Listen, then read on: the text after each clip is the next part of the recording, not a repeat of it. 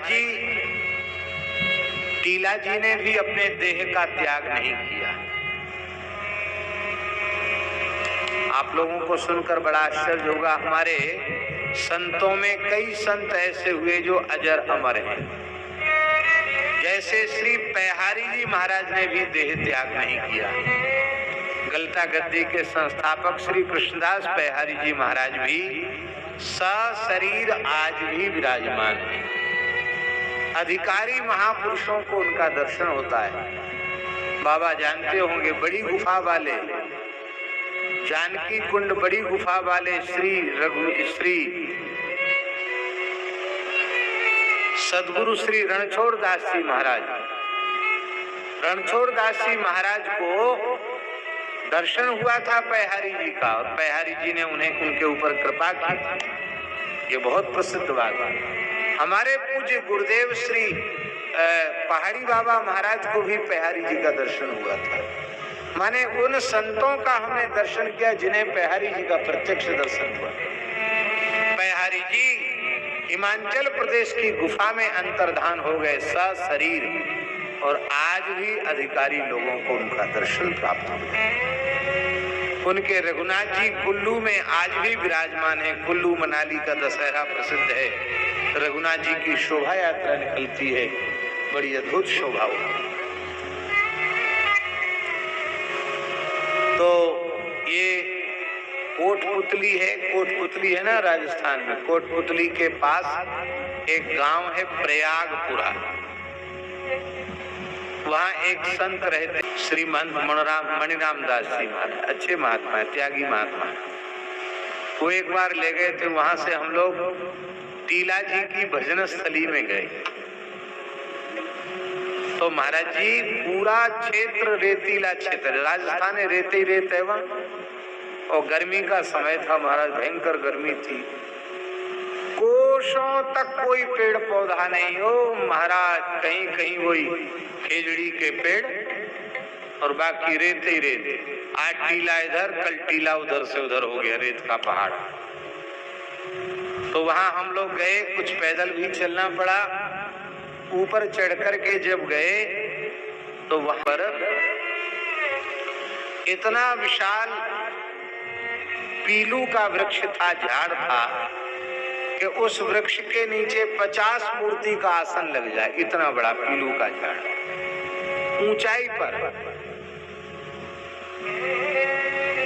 चारों ओर पानी के बूंदे, एक घड़ा पानी भरा था, वहां कोई आया गया आ जाए। बड़ा आश्चर्य हुआ। बैठकर हम लोगों को बड़ी शांति मिली। थोड़ी देर कीर्तन किया तो वहां बताया लोगों ने कि महाराज जी इस टीले के, इस वृक्ष टीले के ऊपर ये वृक्ष है, इसके नीचे गुफा है। उस गुफा में टीला जी बैठ गए भजन करने के लिए, और कहा कि जब तक ये पीलू का झाड़ हरा रहेगा, हरा भरा रहेगा, तब तक समझना टीला जी यहीं बैठकर भजन कर रहे हैं। जिस दिन ये सूख जाएगा, समझ लेना साकेत निवासाचार्य टीला जी साकेत धाम। तो महाराज जी 500 वर्ष से ऊपर हो गया है, अब तक वो वृक्ष हरा भरा, चारों ओर कोई पेड़ पौधा नहीं है, वहाँ कोई पानी देने वाला भी नहीं, लेकिन वो विशाल का वृक्ष पतझड़ में भी पूरा झड़ता नहीं है, हरा भरा रहता है। आज भी टीला जी वहाँ विराजमान। संतों की महिमा बड़ी विलक्षण है।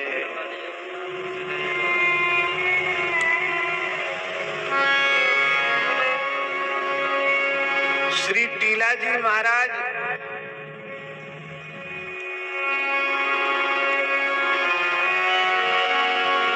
बचपन में ही भजन करके सिद्ध हो गए थे। आश्रम से मुक्ति कैसे मिली, बहुत ध्यान से सुनो भाई, बहुत दिव्य चरित्र है। टीला जी गृहस्थ आश्रम से विरक्त कैसे हुए, फिर जाकर पुनः भजन ने आरंभ किया। कहते आपकी गोमाता के प्रति बड़ी भारी भक्ति टीला जी। बड़े बड़े राजा महाराज आपके चरणों में नतमस्तक होते थे, आप योग सिद्ध महापुरुष थे, लेकिन गौ माता की सेवा अपने हाथ से करते थे टीला जी। और राम जी इतने बड़े प्रसिद्ध महापुरुष होकर भी गैया खुद चराते थे। राम राम करते रहते, गैया चराते। एक बार आप गैया चरा रहे थे, बैठ करके वहीं राम राम करने लगे, भजन करने लगे। उसी समय एक सिद्ध महापुरुष पधारे और बोले, महाराज टीला जी, हमको दूध की भिक्षा कराओ, हमको दूध पिलाओ। आपने संत को साष्टांग प्रणाम किया और बोले, महाराज आप कृपा करके थोड़ी देर यहीं विराजो, मैं अपने घर जाता हूँ, दूध लेके आता हूँ। तो बोले, कहीं जाओ मत, ये जो सामने गैया बैठी है ना आपके, इसी का दूध दुह के ले आओ। जी हंसने लगे, बोले, महाराज आपने गैया तो बहुत अच्छी बताई, देखने में तो ये सबसे हृष्ट पुष्ट है, पर इसने आज तक कोई बछड़ा बछड़िया दिया ही नहीं। ये तो बांझ गाय है, देखने में बहुत सुंदर है, पर इसने कोई बछड़ा बछिया आज तक दिया ही नहीं, हरी नहीं हुई। अरे आपने कहा गौ माता को प्रार्थना करके लाओ तो सही।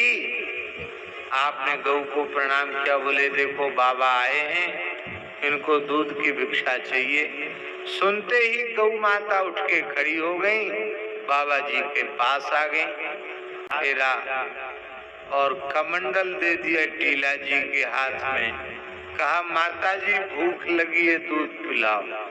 जैसी पीठ पे हाथ धरा, उस बांझ गाय का ऐन भराया दूध से और चारों थनों से दूध की धार बहने लग गई।